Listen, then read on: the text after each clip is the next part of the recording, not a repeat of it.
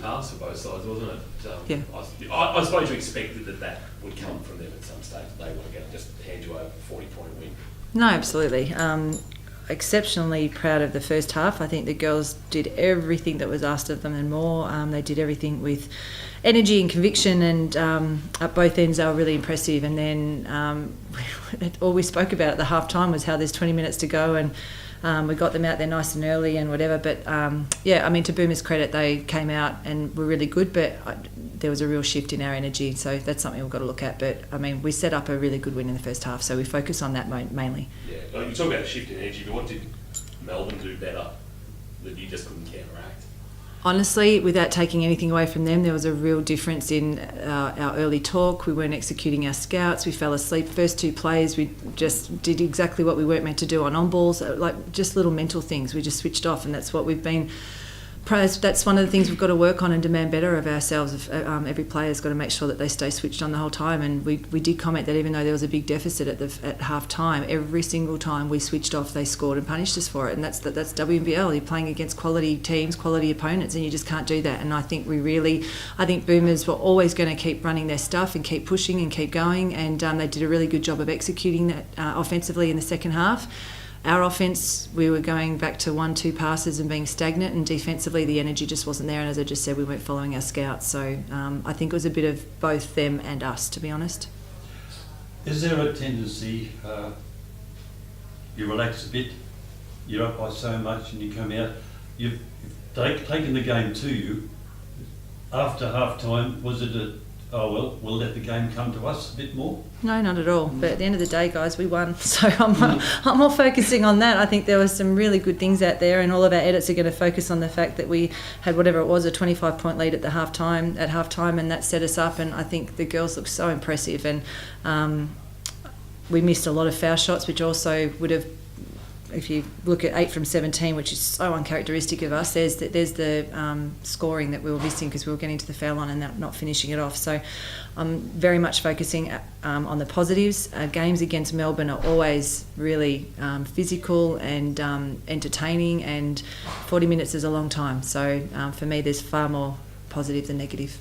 Ally, we're 9 games into the season. Do you feel you're finding your feet and your role now in the team? Yeah, I think each game and each training it's getting a little bit easier to play with everyone, finding my flow. I had a little bit more energy today than I felt in the past, so I think it kind of stinks because I'm kind of limited in my minutes still with my ankle, so it's kind of getting my breath back, and those are the things that I still need to work on. But yeah, I definitely felt more comfortable today. So how far are you away from being best part of 100%?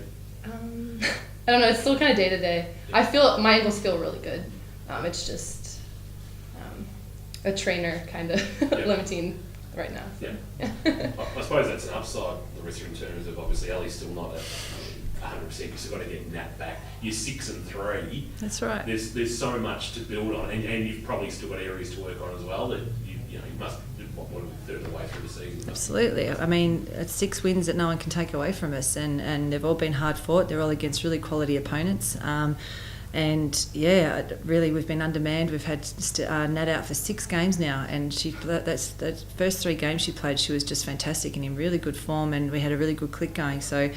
Absolutely, that's why I'm not prepared to really focus on any negatives. At the end of the day, we are undermanned. Al's restricted. Nat's been out the last 6 games, and we're beating quality opponents. So we're a little bit up and down in certain areas, and everyone knows that, and we're working on that. But that's a real positive for me that we're not perfect, and we're only 9 games into the season.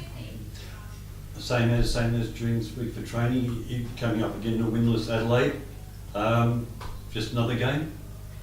No, Adelaide have come close many a time, and I have no idea. Noticed Hodges has been out the last couple of games, so she obviously makes a massive difference to them as well. So it is another game, but it's no different to how we go about any other game, if that's what you mean.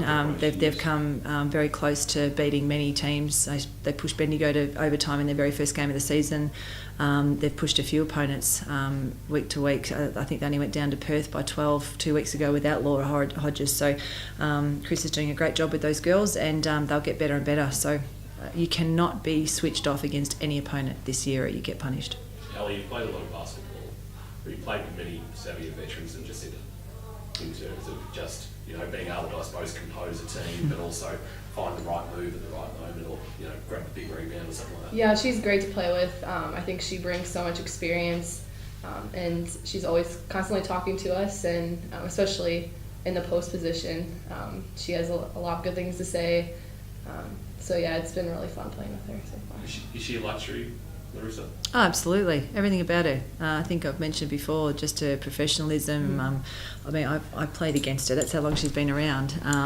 And just, she's old school in the way she goes about it. Everything is through hard work, dedication. She manages 3 kids and a husband. They take managing.